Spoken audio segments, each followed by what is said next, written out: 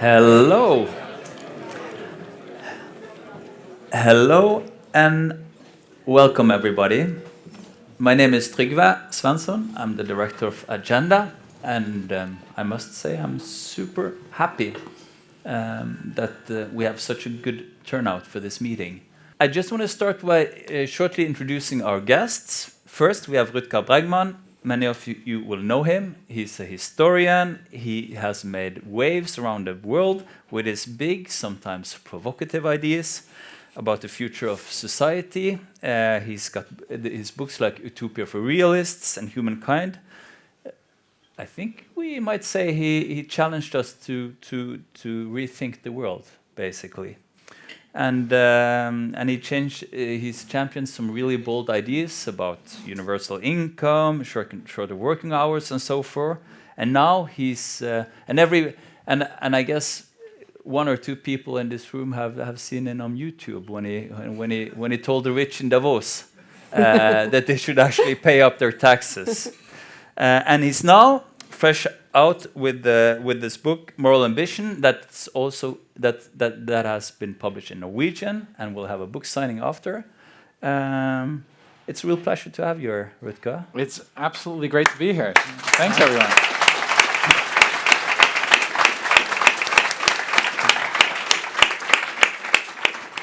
And to have a conversation with Rutger. There's the other one as well. There's the other one. I think this is the perfect match, basically.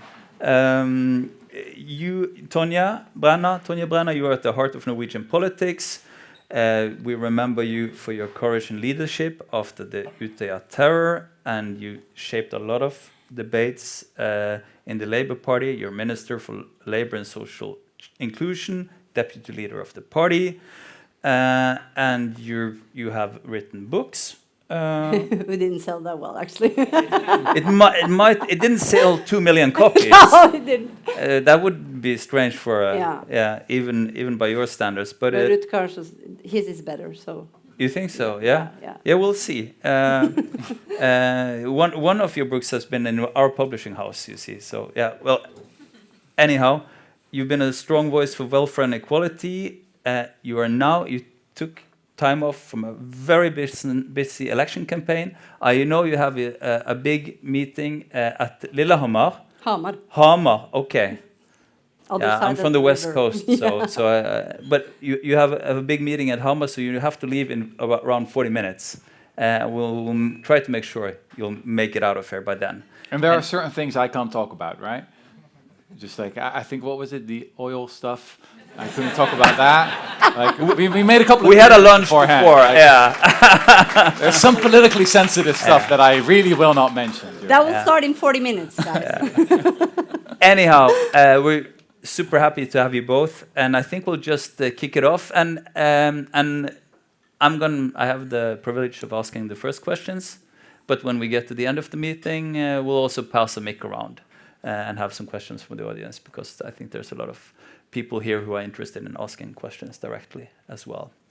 Okay, Rutger, in your previous, and this is sort of for both of you, in both Utopia of Realists and I think also in Humankind, you sort of make the argument that this world that we live in, it's better than we usually think. It's a better world. Humankind is doing better. We are progressing on so many different levels. And I remember reading Humankind, and it really filled me with optimism. Mm-hmm. But I read it before before everything went to shit. Before Trump was reelected, before the invasion of Ukraine, before the atrocities in Gaza. So. Is the world still going in a better direction? That's a good question. Look, it depends on the perspective, but I am very, very worried about the state of the world. I think as we all are. There are a few historical analogies that come to mind, but the one that I keep coming back to is actually 1917, just before the Bolshevik Revolution. I spent some time studying that moment, and what struck me was that it was not ideological fervor, gripping people back then and saying, like, Lenin is our guy, let him take over. No, it was apathy. It was absolute numbness and apathy. It was like, you know what, we don't give a shit anymore. We hate the Tsar, we hate the royal family, we hate the incompetent liberals who replaced them. Like the whole center had collapsed. And power was up for grabs. And people were like, yeah, sure, let that Lenin guy take over. He won't be in power for more than 6 weeks. And then 6 weeks turn into 17 years. And you know, I just spent a year in the US, and the situation there feels very much like that, where just there's an incredible amount of apathy and numbness, and people putting on their noise-canceling headphones, you know, just like tuning out, basically. And there are some really bad people out there thinking, this is our moment. Today, they're not, I would say, not on the left, but on the radical right. I mean, one of them has even become the vice president, J.D. Vance. And these people don't believe in democracy. They have, they've clearly said that. Like Peter Thiel bankrolled J.D. Vance's ascendancy. And these people literally say, we don't believe that liberty and democracy are compatible anymore. That's their project. They know that they would never win in a free and fair elections, that they would be really unpopular. And they're trying to bank on that apathy. So that's the thing. Like in general, what I'm most worried about in this world: people tuning out and the center collapsing. So you're a historian, right? And so as a historian, you wrote a book about how everything is getting better. And I was sort of hoping you'll fill us with optimism. But now you say it has been getting better, and now you're really worried. I would say it's a bit of a misconception about my work. So Humankind is a book about human decency, but it's also a book about human cruelty. We are the cruelest species on this planet. We do the most horrible things to one another. I've never heard of chimpanzees carpet bombing, you know, a whole nation, or building concentration camps, or committing genocides, etc. The stuff that is live streamed nowadays. So in my work, I struggle with that question. How is it possible that an animal that became so successful, you know, that has conquered the globe through a process of what evolutionary psychologists call survival of the friendliest, how is it possible that these people are sometimes capable of such horrific things? And how is it also possible that if we look at the world today, it's often not survival of the friendliest, but it is survival of the shameless, right? It's very often the most shameless people who are very high up in psychopathy, Machiavellianism, narcissism, that they seem to triumph. That's something I'm trying to explain in my work, and also thinking about how can we counter this. Tonje, the labor movement has always been about, you know, realism, but also optimism. Yeah. How do you view, you know, we're sort of standing in the middle of history right now, of course, but how do you view this question? Well, I think it's kind of funny, Rutger, that we are supposed to answer this question. Two people born in the 80s, in the wealthiest time of the earth, in two of the wealthiest countries on earth. You are born in 87, you're born in 88, yeah, right? So you're basically the same age. Yeah, and during our time on this earth, everything has gone from quite okay to really much better. We live longer, we are healthier, we are richer, we are at large, we are safer. Technology has helped us solve a lot of problems that earlier killed us if we didn't have the right technology at a workplace or whatever. So in many ways, the world is unbelievably much better than if we were born both 100, 200, and 20 years earlier. But at the same time, I think a lot of people like myself have this feeling that I was born and raised during an optimistic time, and now we're not anymore. And I remember the first time I had that thought. That was during the pandemic, where I realized that I had taken for granted that I can go wherever I like, hang out with whomever I like, go to a bar whenever I like. I took my freedom for granted, and then all of a sudden, Erna Solberg went on television and said, "Stay at home, have 2 friends." That was the first time I felt like someone else decided over my life, which is, of course, a symbol of how freely I have been as a person. But I think the feeling of things going from good to bad is stronger than the world actually being worse. because at large we survive, more of us. We are healthier. We live in more peaceful countries. We don't spontaneously attack each other anymore, with some exceptions, of course. The world is more peaceful now than it was 100 years ago, but I still think a lot of people feel like we live in the middle of some kind of civilization war, which might not be a direct threat to my life, but it still gives me a sense of like hopelessness or sadness or something. Anyone recognizing this feeling? Yeah. But if I can, I don't want to be the pessimist here, but let me push back a little bit. So I can imagine that in 1912 or 1913, a lot of Europeans would have said, look, we've made so much progress, right? We've got like sewers now, health has improved, we've got cars riding in the streets, we've got electric lighting. Just look at the amazing pace of technological progress. Surely the future is going to be much better. And they had no idea that they would fall into the abyss of the First World War and all the horrors that came after that. And when I look at the next 50 years, I'm not saying like I predict that, but I just see an enormous amount of uncertainty. Often it feels to me like we're watching in a movie, or actually the characters in a movie, and this is the moment when the music is swelling, just before, the climax, and we get to see how this actually ends. I agree. So don't please don't vote for Sylvie this time. Please don't. Yeah, but I agree. But I think that both could be true at the same time.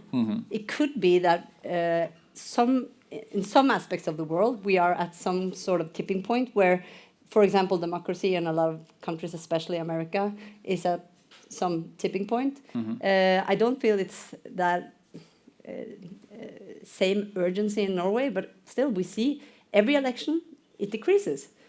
Fewer and fewer people actually vote, and that should be like a big warning sign for everyone here who believes in democracy. And sometimes I feel like things we take for granted, it enables us to do better at the same subject, if that makes any sense. Yeah. I think there's a fear of like this. There's a risk that this material prosperity lulls you into a sense of complacency. I think liberal democracy, social democracy, whatever you call it, is in a really tight spot globally now. I recently had a dinner with someone who used to be the director of the Freedom House, the think tank that does really extensive research into this question, like how's democracy doing? And he had just lost his job in the Trump purges. He told me like this is the 17th year now in a row that democracy is declining globally. In a way, it feels like what's left? Like a few European countries, Australia, Canada, we're now the leaders of the free world, I guess. There's just so much work to do there. The vibe is not anymore like, hey, let's read Hans Rosling, Factfulness. People just need to, go to our world in data. Extreme poverty has declined. Everything is going to be fine. I don't think that's the right attitude. Because the reason I'm asking is because I think when people read Humankind, they were filled with optimism, and the nice thing about optimism, and I'm sure that's true in politics as well. If you don't believe it can happen, it won't happen, right? You need some sort of belief in the future to actually fuel positive change. But now it's like the issue with climate change, right? If we just read reports that the climate is going to hell, then apathy is the reaction. What should then be the sort of engine for political change and social change? Well, you want to go first? Well, people must be the engine for political and social change, and I think that. It doesn't help me or any of you that we at large feel can count prove that everything is going better if you don't feel like it's going better. And in Norway, which is a wealthy country, we still have people who are poor, who live in the streets, who don't see a future for themselves or their children. That is true at the same time as even more people get educated. We do well in a lot of areas of society. And I think that the political job is to be able to speak truly about both those things, to take care of what is going well and at the same time be impatient on making better whatever is not good enough. And I think that a lot of people feel like the problems that we are facing, and we face them even more directly now because we see them through social media and online. When we were kids, we only saw the problems in our own streets. That was it. It's easy to feel like overwhelmed, but every person, I think, has a possibility to make some change, make a difference. Be kind to your neighbor. Make the right decision when you are deciding something more or less moral to do with your life. I mean, every step of the way, we take decisions of our lives that affects ourselves and anyone else. And if we, and that is why that's the reason why I feel like people need to be the center of social and political change, because unless it's us, then no one owns it. And for all of those days when someone else will try to deprive us from whatever we have achieved, we need people to defend whatever we have achieved, or else it's someone else's work somewhere else. But we need like social movements, people actually owning whatever it is that we achieve. I've been thinking a little bit about my pitch for Norway and Oslo today. Like, okay, I have this one opportunity to talk to the best and brightest in Norway, you know, to the people who are really in charge, right? To the next prime minister. I thought, what should the pitch be? And I was reminded of the feeling I had a decade ago when I first published my first book, Utopia for Realists. And the main reason I published that book is that I was just bored with politics. I was like, we kind of solved it. We don't really have big issues to solve anymore. I just lived for a year in Brooklyn, I would assure you that a lot of Americans would look at Norway that way. It's like what do politicians even do there, right? and just arriving here in that brilliant train that looked really clean, and I was like walking around. Is this like first class or something? I was going through the train. It's like, where can I sit? Turns out I could actually sit everywhere, and at least I think I did. But that's the kind of feeling I had. Like, what's the next big thing? Now, in the 90s, the Netherlands, where I'm from, had this idea that we could become a guide country for the rest of the world. Like, we had solved our own major social problems, but now we were going to teach the rest of the world about human rights and about social progress. And actually, we did that in a couple of ways. So we were the first country that legalized gay marriage, for example, in the late 90s, which was an extraordinary thing to have done. I recently was in the church where that first marriage took place, and I don't know, I got goosebumps. It's like, this is a pretty common thing now in many countries, and a lot of people take it for granted, but it's not that long ago that it happened for the first time. Same is true for our laws around drugs. I mean, nowadays that's pretty common. I mean, just the smell in Brooklyn, like, it smells of weed everywhere. It's like, this has gone too far. It's just a stinking neighborhood now. But I guess that's the kind of mentality that I was longing for. And when I looked at my own country, but also today, when I look at other small democracies, or maybe Europe in general, I just don't see that ambition anymore. I see societies that are utterly obsessed with themselves. So you say it's all about people, but which people? Like, just Norwegians? Is that going to be it? Because I think that the greatest contribution of Norway could be not, for the country itself, but for the whole world, obviously. We were just talking about immigration policy, which is obviously controversial everywhere. And I see the same thing in my country, the Netherlands, where like leftist progressives are dunking on all these xenophobe politicians because we got to admit, 5,000 more, 10,000 more. And I'm like, come on, we're one of the richest nations on earth. We could do so much more than that. We can be so much more ambitious with really effective development aid, for example, or incredibly innovative climate policy. But often we're just gazing at our own navel, right? We're just like, if only in our little corner of the world, the homeless, will get 3-course dinners, right? Then we'll have fixed it. But come on, we live on this planet with 8 billion people. I don't honestly care all that much about when Norway will be net zero. I'm pretty sure it will be net zero maybe in, 2045, 2050. I don't care all that much. That's not going to be the great contribution of Norway to this world.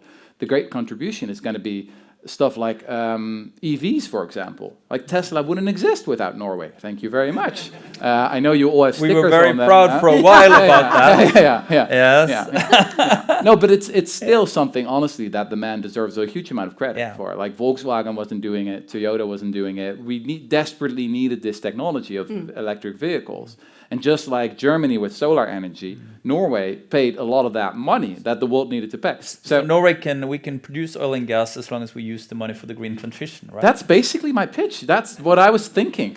It's like you're sitting on this big, but you didn't want to talk me about oil, so anyway, it's like. Oh no, but this. Sure, we can talk about it. Look, this is. I was thinking like, what's the most morally ambitious, cool thing Norway could do right now? We've seen the massive cuts to development aid around the globe, right? The Netherlands is doing it. It's basically abolishing development aid. In the UK, it's going to 0.3%, which is the lowest level in recorded history. Well, we've all seen what Elon Musk has done in all his wisdom to USAID. If Norway could step in and basically say, you know what? We'll fill the whole gap. We'll do that.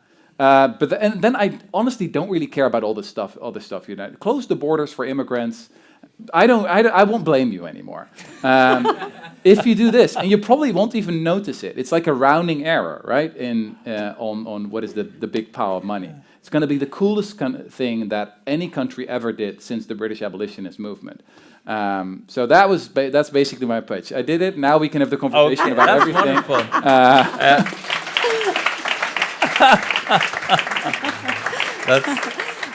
I think that my job is to try to change Norway, make people in Norway feel like politicians are also concerned with them, trying to make their lives better. And there is not a single Norwegian waking up in the morning thinking, how much money can we send away from Norway today?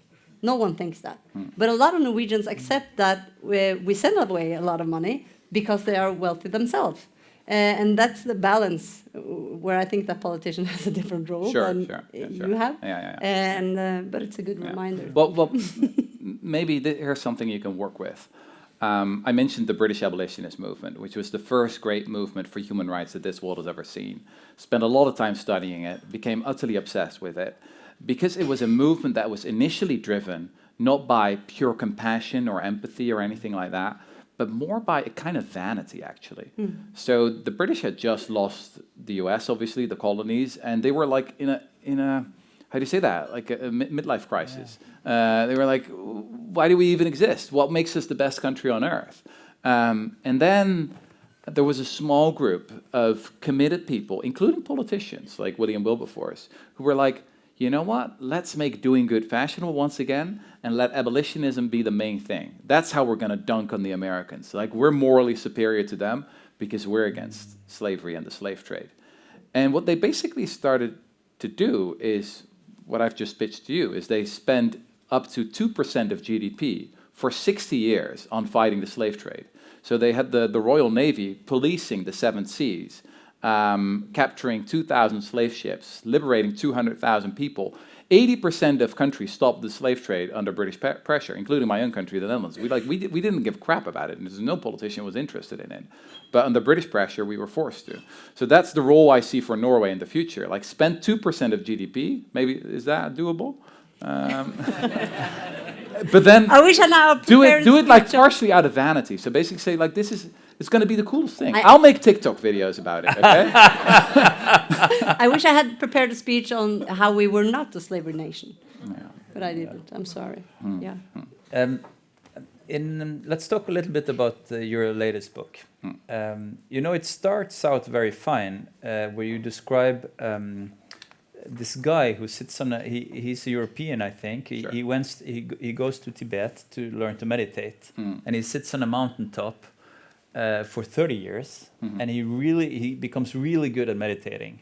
This was inspiring for me to read because I live at Nesodden, and there's a lot of people meditating. How do you know you're good at meditating?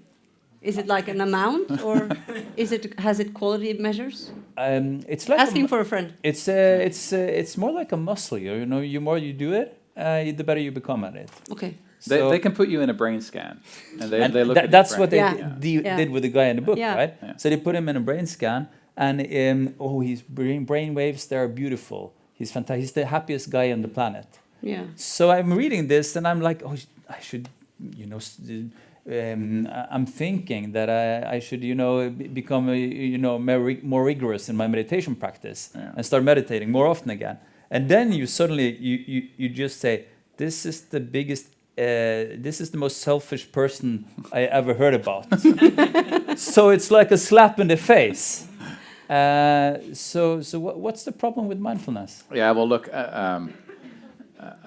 I don't have any fundamental objections, let's put it like that. But this guy was, touted as the happiest man on earth, but he's spent 30 years in his own head, while other people, I assume, were preparing his meal and, were doing his dishes, etc. So for me, living a good life, a lot of that is about doing a lot of good and doing a lot of good for others. And I get it that, if at some point you get a burnout, you're not going to be super effective at that anymore. And I see the usefulness of meditation there. But when I look at the current section of self-help in bookstores, there are so many books that tell you how to be, happier, more productive, successful, richer, whatever. And it seems so shallow to me. So I wanted to write the kind of book that you half wish you didn't read. Because after you've turned the last page, you're like, fuck. Now I have to do this. Now I can't unread this anymore. I feel a bit, I feel a bit ambushed, to be honest, because this first book, I felt so happy reading it. I mean, it restored my faith in humanity. Yeah. I was even single at the time when I read it, and I put it on my Tinder profile to show the world that I believe in humanity. Yeah. And I'm not single anymore. So it was really good. And then I open up your new book, and I'm like... And she dumped you? Fortunately not yet. But I feel like I have to, pull myself up by the bootstraps and really make an effort. Yeah. It's honestly what we need today. So if I look at the modern economy, what I see is an extraordinary waste of talent. So as social democrats, which we both are, we deeply care about the unemployment rate, right? Because that's such a waste of talent. What is it, 5% of people? I'm not sure what the rate in Norway is. 2.1. Yeah, okay, well, that's great. Well done. That was my only talking point. Problem solved here, basically. But anyway, in the Netherlands, it's 5%, and that's an enormous waste of talent. Yeah. These people, could go on and contribute great things often. Yeah. But there's this interesting concept in economics called the bullshit job. This is the academic term. And the definition is it's about people who think that their own job is socially meaningless. And this number is actually much higher. So recently there was a study across 40 countries that estimates that it's around 25% of people in the modern workforce think that their own job is socially meaningless. They can go on strike and no one would really care. They're not contributing anything of value to the world. Who are these people? They're not plumbers. They're not nurses. They're not teachers. No, very often they're people who went to really fancy universities, who have beautiful LinkedIn profiles, who maybe are corporate lawyers or bankers or marketeers, score very high. And that waste of talent, that throughout my whole career, that has obsessed me. Maybe also because I see it a lot among my group of friends. I have friends when we were, 21, 22, we wrote these essays and we had these long conversations in bars about how we were going to solve the big problems of society. And now I look at them, and at least I became a writer, but they work at McKinsey or, turned into corporate lawyers and have mortgages and kids. And it's just honestly so sad to me. So this book is very much a kick in the ass for people who are wasting their talent. You should have done what I did. Drink beer at 20 and 21 and then become a politician. But Tonje, what Rutger is saying is that, people need to go for, I guess, morally ambitious jobs. How would that work out for a Labour politician to sort of talk about that? Well, what is a not morally ambitious job? I mean, it's easier to say that, to think, if I like, overforenkler. Yeah. Simplify. Thank you, my friend. If I simplify that, if you have a job where you do something explicitly good for someone, you have a high moral job, and if you you don't have a high moral job. But I think that any job you could do with both a high and a low moral. You can be a nurse and an asshole, and you can be the friendliest, kindest, most cynical finance guy. And the other way around, of course. Yep. Well, wait, that was two bad people. Yeah, you could be the kindest, nicest, most efficient finance guy. So I'm not quite sure that there is such a thing as more or less moral jobs, of course, except for like the tobacco industry, which we commonly hate. But I think we need to pay more attention to, speak more warmly about, give higher salaries to jobs who are actually essential to society. Yep. Because that makes society work better, that makes people feel safer, that makes talent be able to grow anywhere throughout the whole country, whether it's Norway or Netherlands or anywhere. But I'm not quite sure it has something to do with moral, because in my mind, I like to think that even someone who has a job that is not like obviously of high moral. For example, you work in a prison where you keep people because they spoke their mind and government decided to put them in prison. You work at that prison, and that does not necessarily have to do anything to your moral. You just need to have your paycheck to put food on the table for your children. But your moral is actually going to work every day and feeding your children. So just to... Sure, there are different motivations, yeah. I guess my point is that if society has invested in you, right, and often paid for your education, you got to give back. That's my simple... But is it moral, or is it more like some jobs are more useful than others? Yep. And I would say it's immoral to waste your talent on stuff that doesn't really matter at all, or even makes the world a worse place, right? So you mentioned tobacco. I mean, this is something I co-founded an organization called the School for Moral Ambition, and we work on this issue. Like, we recruit lawyers, lobbyists, policy experts. We convince them to quit their current jobs that are often high-paying jobs, and say like, hey, you got to fight this industry because it's the most evil legal industry out there, responsible for the single largest preventable cause of disease, 8 million deaths every year. So yeah, I think there's a moral dimension to it. And honestly, I think that's actually essential to social democracy. I'd love to talk about taxation in this regard, by the way, because I know that is a big issue. We'll get to it in a second. Okay. I just want to ask because at least when I read Moral Ambition and the people you use as an example, a lot of them, they start an NGO, they start an organization, and they work on a single issue, like tobacco, for instance, or malaria or something. While I guess the method of social democracy and strong labor unions, which is, sort of the key to Norwegian society, is you work on the system level. You just work on these broad. It's a bit more boring. And you make broad coalitions. And you make broad. Yeah. In many ways, it's more sexy to have a small, super effective NGO that saves a lot of people. But maybe or a small, super sexy think tank. Or not. I don't know what you're talking about. I'm not on Tinder anymore. No. But I guess my question is about system change versus more single issue policy change. Yeah. I used to be one of those left-wingers who would be like, oh, don't talk to me about individual change. Oh, that right-wing self-help propaganda. It's all about systemic change. Yeah. It's about reforming capitalism or abolishing capitalism, taking down the patriarchy.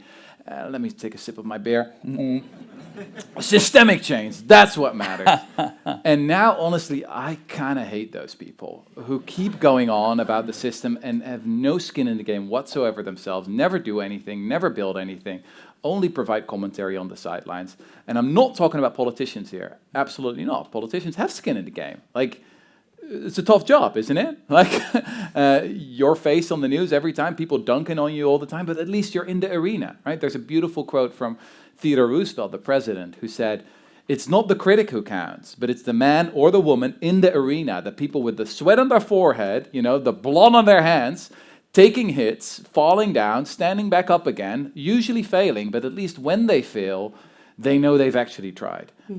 So it's honestly those kind of people I admire more than the people who keep, the champagne socialists who keep talking about systemic change. Now, obviously, what these people try to do, whether it's morally ambitious politicians or people who start an NGO, it is systemic change. That's what we're striving for, right? The 12 founders of the British Society of the Abolition of the Slave Trade, just 12 people who devoted their whole lives to this fight. They were obsessed with systemic change, but they were like, okay, it starts with individuals. It starts with people, with someone saying like, okay, there's a problem here. I'm not going to whine and complain and moan about it. I'm just going to do what I can. And then not in the way that is so popular among leftist progressives today, to look for this bare moral minimum, right? We have all these modern commandments. Don't fly, don't eat meat, don't have kids. That's the most horrific thing you can do. No, it's actually about how do you multiply your impact? Because if you only focus on your own little garden, like your own little environmental footprint, then in the best possible scenario, you'll have reduced the footprint to 0, and you might as well die, right? Not very ambitious. That's not a good slogan. For no. But isn't the thing that... But I honestly think that a lot of green politics is that nowadays. A lot of green politics is talking about the apocalypse, about how all consumption is horrific. Very little ideas about what innovation and technology can actually also bring us, and how we can multiply our impact with our actual actions. But I guess what I was talking about when you thought I was talking about systemic change was the crisis in politics. How do you get talent to go into politics? How do you get ambitious? We don't have any talent or ambitions. Let me use an example. I did a PhD course, which I guess would be a sort of like an elitist thing to do, right? And it was about politics. And at some point, there were 30 people in the room, and at some point I asked, is anybody here a member of a political party? And this was people from Europe, from North America, and it was only me and 2 students from Uganda who were a member of a political party. All the rest, they wanted to just study politics. They didn't want to participate in it. And that's my point with systemic change, that I think people need to go into party politics, into unions, to actually make effective change. I like that point. How many people are a member of a political party here? How many people want to go into politics or are in politics?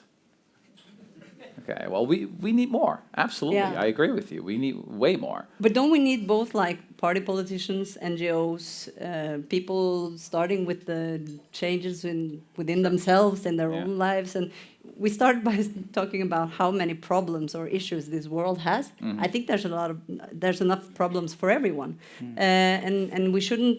I don't think we should say that if you do this instead of that, that's the wrong thing to do. I think we need each other. We need both those who live their lives, how we should all ideally live. We also need people like me who change the laws to make it easier to live that way. And we need the NGOs and the academics and everyone who sort of affects the narrative. But altogether, we need to have people to go with us, and that's why I think the combination maybe of democracy decreasing, the climate issue being like so huge and big, and somehow I feel like often contained with too much like moralism and too little like what am I supposed to do? I want to contribute, but how do I do that without never eating any meat again? I feel the combination might also scare especially young people who think that if I'm not perfect, doing everything perfect every time, then my contribution is 0, which is not true. Everything we do helps. Every little part of every choice we make is a contribution if we make space for everyone. I often think about that in the face of, let's say, Trump, right? He's on our mind all the time. If you're in politics or if you analyze politics, you ask to comment him. And it's like we dragged into the mind of narcissistic Machiavellian, all we dragged into Donald Trump's head, and we're sort of forced to live there, or we force ourselves to live there. And I always started saying that the best way to react to Donald Trump is to just take leadership, or bad leaders in the world, Trump, Netanyahu, Putin, whoever, it's to just take leadership yourself, you know, and it can be just coach the local football team, or be part of party politics, or join a union, or just do something. That's the appropriate approach when we have bad leaders in the world. So for me, moral ambition has a couple of ingredients. The first one is redefining what it means to be successful, right? Basically saying that boring corporate career, that's not the gold standard. No, devoting your life or career to some of the greatest challenges we face as a species. That's the coolest thing. The second thing is the understanding that small is actually not very beautiful. People like to say less is more, but for this book, I've looked into the research, consulted mathematicians, and it turns out that more is more.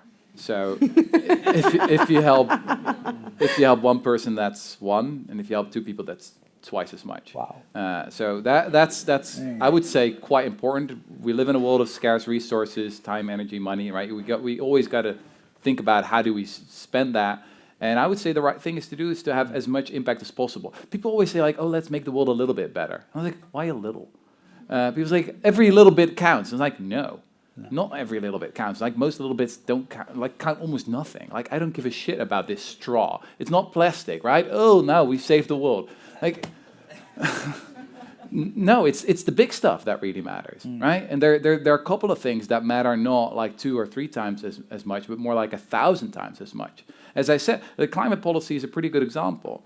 Like the stuff that Norway did for EV is like by far more important than all the other stuff combined, probably. So look for those kind of things. We talked about proteins. Like Denmark is now leading the world in the protein transition, right, towards plant-based food by massively investing in alternatives. I'm like, go Denmark. Like as a tiny country, that's the kind of contribution that you can make, right? That's so much more interesting than all the tiny little bits. I mean, you can have like 1 million plastic straws for all I care.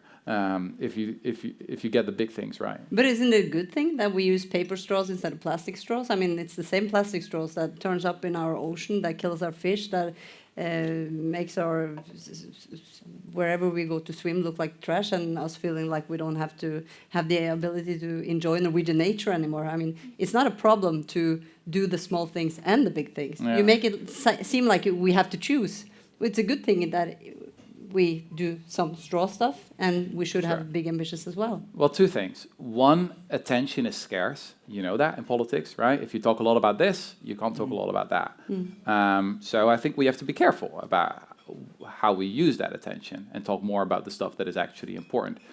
The other thing, what you see a lot among leftist progressives is that they care about certain things or have certain misconceptions. Like plastic is a really good example, or palm oil is a really good example as well. Like there's now a war on palm oil, which is actually the most efficient vegetable oil there is, right? So then we're going to go to sunflower oil, which needs much more land, which is actually, you know, more destructive to the environment.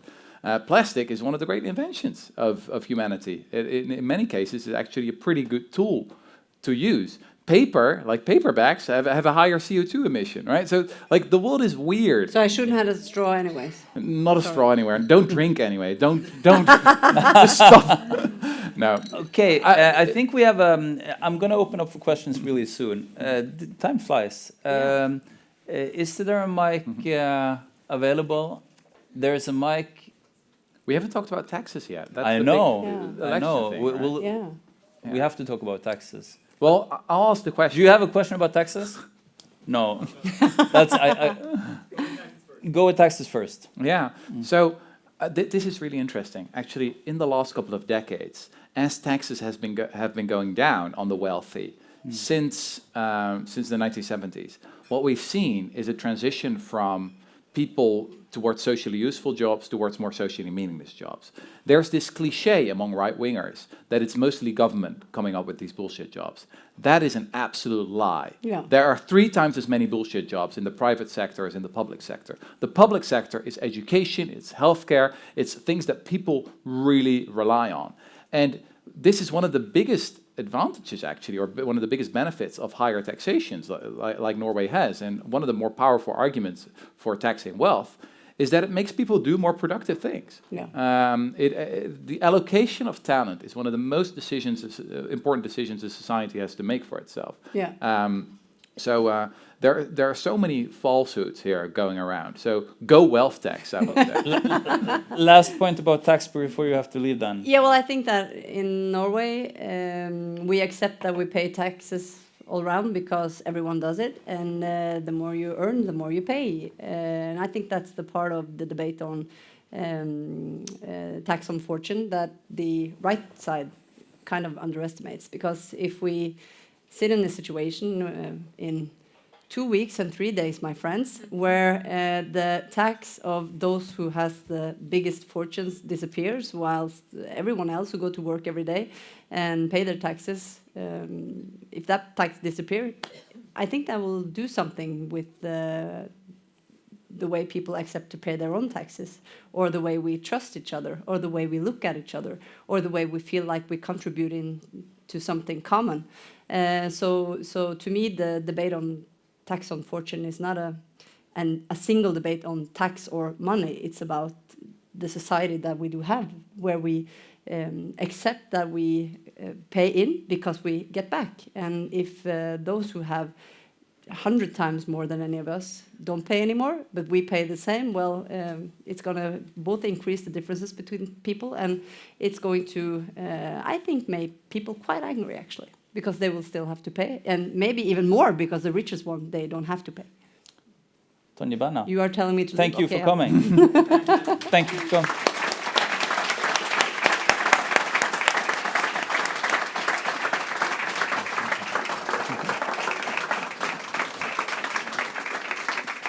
And safe journey to Hamar. Now we can open up for questions. I think there's a gentleman right here. And just say your name. Sure. Thank you so much. My name is Diego Foss. I work with the Nordic Center for Sustainable Finance. So you were talking in your pitch. You were talking about this is the cool thing that Norway can do for the world. You mentioned covering all the losses in international aid. But as you are well aware, we have an oil fund, 2,000 billion American dollars. Do you have other pitches like, okay, this is our biggest footprint, our biggest impact on the world? If you were to make those decisions, how would you be spending that money? Thank you. So what I see a lot in environmental circles and progressive circles is a desire to not do the bad stuff, right? It's like, okay, let's divest from this. Let's pull out of that. For me, that is just the bare minimum. I'm much more interested in the positive dimension. Like, how can we actually use that privilege, that capital, those means to make a massive contributions? Because that contribution could be orders of magnitude larger than the damage that Norway is now doing with drilling for oil. To be honest, in this current geopolitical environment, as a Dutchman, I'm glad we can buy natural gas from Norwegians and we don't have to buy it from the Russians. I know that's a right-wing trope here, right, in Norway, to say like, no, hey. No, not really. Yeah. But honestly, I think that's a powerful argument. So as someone who deeply cares about climate change and who's deeply worried about it, I'm kind of like, you know what? I'm not in this world where we will be relying on fossil fuels anyway, right? For quite some time. That's just undeniable. I'd rather buy it from Norway than from the Saudis. But yes, then we're going to make a lot of money with that. And that's an enormous moral responsibility, but also an enormous opportunity to do so much good. So why don't you start an environmental innovation fund? Approach it like a venture capitalist would. So you ask your best and brightest, right? The best experts, the smartest graduates from whatever university. You bring in experts from around the globe and say, like, what are like the most promising, crazy ideas out there? And you fund 100 of them. And not a little bit, but you throw money at it. You're like, okay, what is the craziest dream you have, climate scientist A or entrepreneur B? Let's do it. And 95% of those ideas will fail utterly. 5 of them will be brilliant and will play a leading role in saving the world. I mean, that's like by far the biggest contribution that a country like Norway could make. So again, I can't stress this enough. Don't gaze at your navel all the time. Really realize you're a very small, insignificant country that, just like the Netherlands where I'm from, no one gives a shit about. that's just the reality of it. Like, no one cares about the Netherlands, no one cares about Norway. But you have this enormous opportunity to be a global player with the means you have, because you're pretty much the richest country on earth, right? So I was also thinking, like, what would my advice for young people here? Because I've been told that Norwegian elites are, how do you say that, quite risk averse and boring. So here's my proposal. Maybe we can start like a small conspiracy group of maybe like 10, 11 or 12 people who come up with a master plan of hijacking the Labour Party or whatever other party is in charge, or trade union or whatever.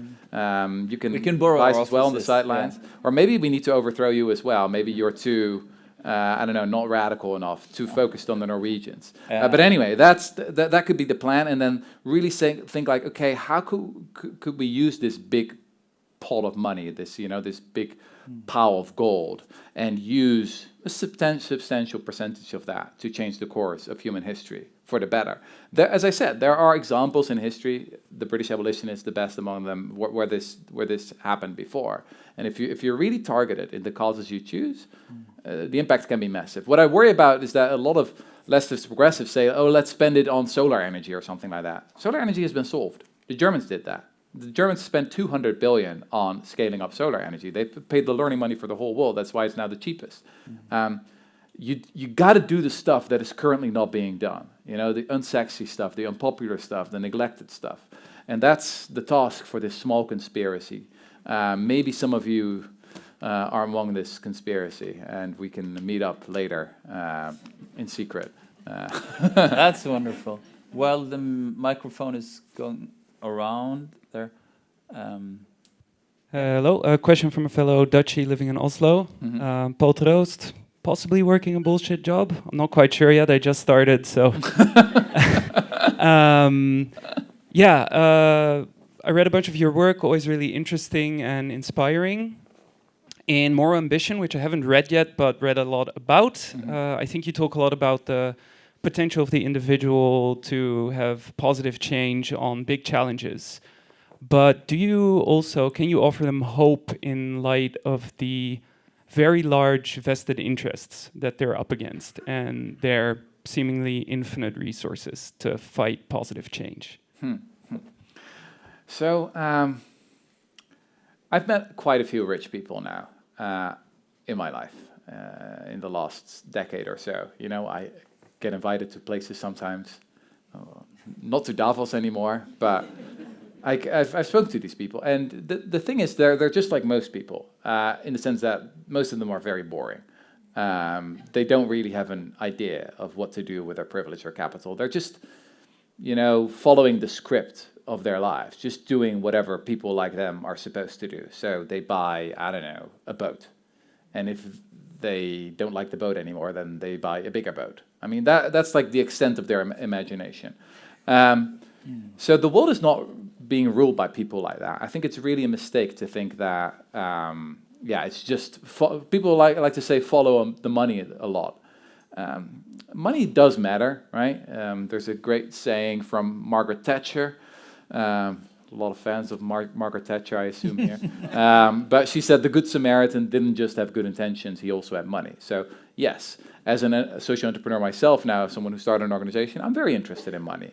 But it's not the thing I'm looking for the most. What I'm really looking for is dedication, ambition, perseverance, a certain kind of craziness.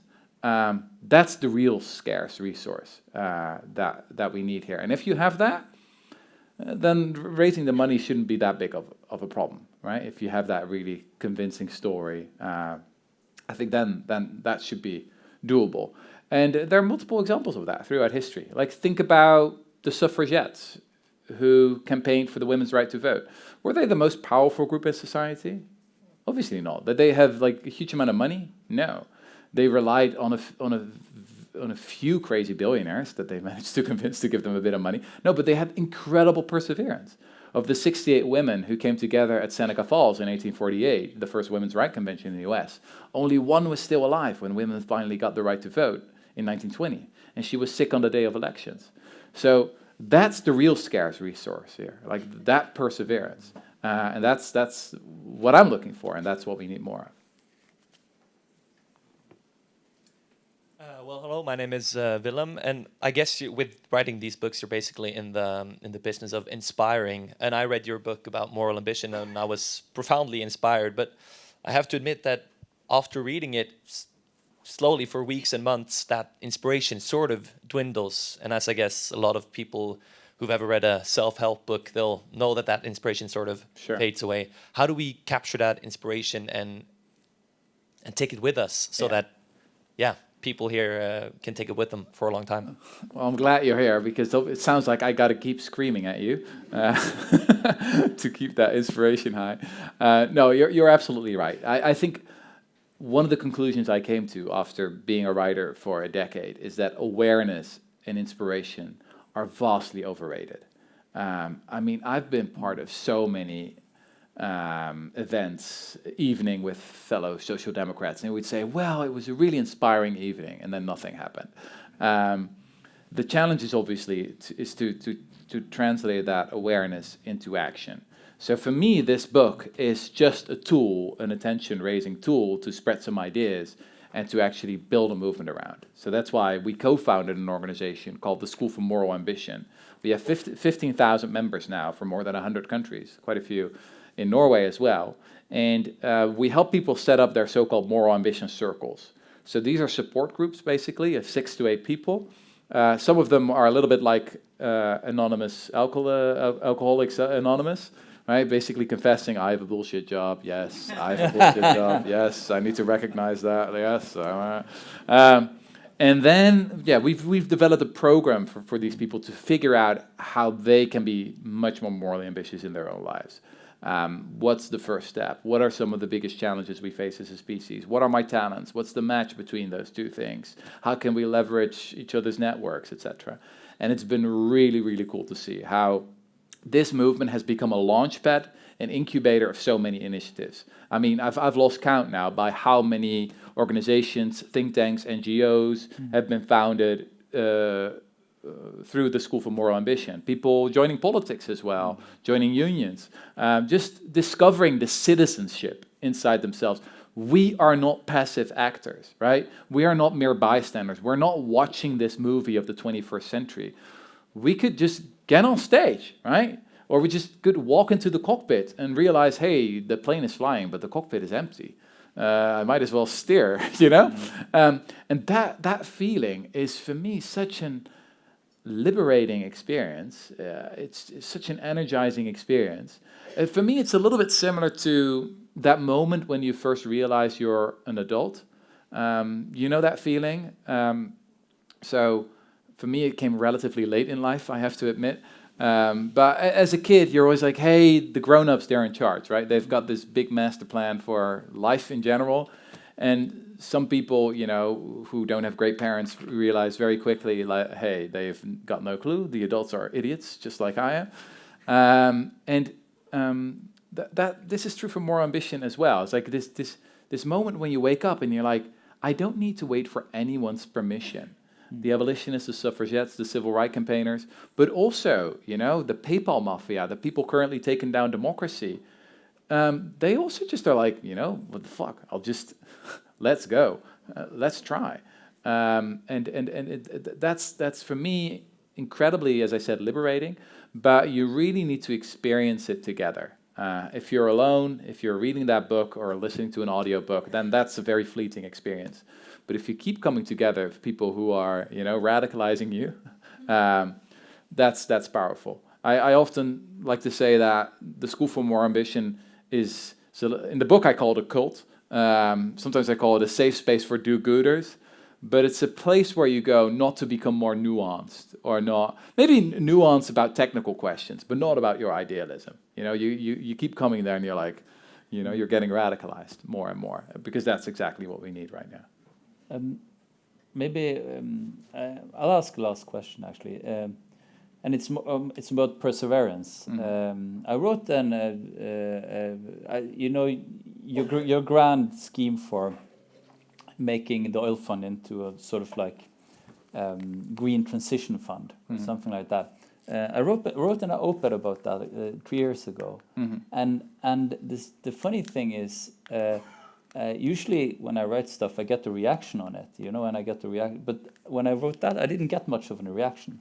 It was like just silence was the reaction, because I suspect that sometimes when you suggest something that's sort of like out of the box, it's just it doesn't get any traction at all.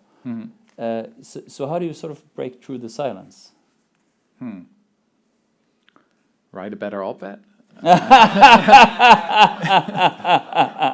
That's a wonderful way to put it. I want to read the op-ed now. Yeah, I probably have some suggestions. I'm gonna. I'll send it to you. Yeah. We can discuss it later over dinner. Yeah. But I mean, what do I know about Norway? I mean, not much, right?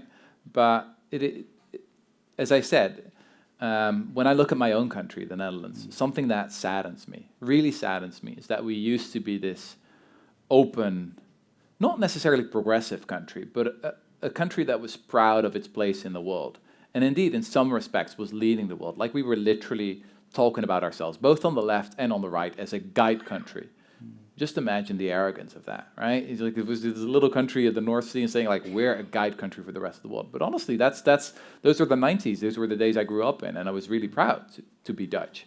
I'm yearning for that again. Like I wish some, and I don't think it would be effective if it would be a leftist or even a far leftist politician. I think it has to be like almost like a radical centrist politician who's like, hey, we're not ashamed of who we are. We're not going to complain all the time about all the stuff we do wrong and about the plastic straws and blah, blah, blah. No, we're actually proud of the Norwegian social model. But, we're just so cool. We've done so well for ourselves, that we can start doing some other cool stuff for the rest of the world as well. And that's not going to be a sacrifice, because it's always like Norway first. That's fine. Like every country has that. But yeah, a little bit like the Netherlands in the 90s. We're like, yeah, we're so cool. We can share some of that coolness with the rest of you. And I think there's honestly an extraordinary opportunity there. Maybe I talked about the 3 ingredients of moral ambition. I mentioned 2 of them: redefining success, and the second one, realizing that less is more. But the third one is maybe the most important one. It's radical prioritizing. Like some issues are so important and so neglected that if you as a small person or as a small country focus on it, you can make an extraordinary contribution. Like just look at the role that just Bill Gates played in the fight against malaria, right? The vaccine that we now have probably wouldn't have been here without him. I mean, that's one individual, that's one tech billionaire. Imagine what a whole country could do for global health if it would radically focus not on the sexy political, the politically fashionable stuff. I mean, what do right-wingers say? Something around democracy in the Middle East or freedom of expression, and left-wingers say gender rights or something like that. A lot of ineffective programs on both sides. But what if you would really invite Nobel Prize winners, the real experts, and say like, what's the most neglected stuff where we as a small country can make the biggest contribution? That would be cool, wouldn't it? And you could actually do it. Like, I'm not talking about rocket science here. There's so much low-hanging fruit in this world. You just got to wake up to it and see like, oh, if only we would organize a small group of people around it and start working on it, we can build a legacy that actually matters. And maybe people today won't be proud of us because, they're not well informed. But the historians of the future, I assure you, will be very, very proud of you. Rutger Bregman, thank you for coming. Thanks for having me.